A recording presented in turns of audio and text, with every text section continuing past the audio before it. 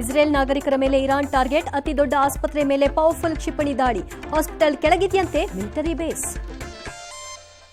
ಆಸ್ಪತ್ರೆ ದಾಳಿಗೆ ಇಸ್ರೇಲ್ ಉಗ್ರ ರೂಪ, ಇರಾನ್ನ 3 ಪರಮಾಣು ಸ್ಥಾವರಗಳು ಧ್ವಂಸ, ಖಮೇನಿ ಬದುಕೋದಕ್ಕೆ ಬಿಡಲ್ಲ ಅಂತ ವಾರ್ನಿಂಗ್. ಇರಾನ್ ಯುದ್ಧಕ್ಕೆ ಟ್ರಂಪ್ ಸರ್ವಸಿದ್ಧತೆ, 18 ಕನ್ನಡಿಗರು ಸುರಕ್ಷಿತವಾಗಿ ತಾಯ್ನಾಡಿಗೆ, ಏಕಕಾಲಕ್ಕೆ ಡಜನ್ ರಾಕೆಟ್ ಹಾರಿಸಿದ ಉತ್ತರ ಕೊರಿಯಾ.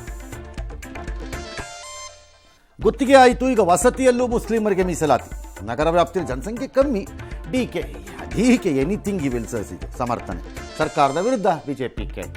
ಚಿನ್ನಸ್ವಾಮಿ ಕಾಲ್ತುಳಿತ, ಪೊಲೀಸ್ ಕಡೆ ಸರ್ಕಾರ ಬೊಟ್ಟು, ಜನಜಂಗುಳಿ ತಡೆಗೆ ಹೊಸ ಬಿಲ್, ಕೆಎಟಿ ವಿರುದ್ಧ ಕ್ಯಾಬಿನೆಟ್ನಲ್ಲಿ ತೀವ್ರ ಆಕ್ರೋಶ. HDK ವಿರುದ್ಧ SIT ತನಿಖೆಗೆ ತಡೆ, ಕಮಲ್ ಥಗ್ ಲೈಫ್ ರಿಲೀಸ್ಗೆ ಸುಪ್ರೀಂ ಸೂಚನೆ, ಜಸ್ಟಿಸ್ ವರ್ಮಾ ಪದಚ್ಯುತಿಗೆ ಶಿಫಾರಸು.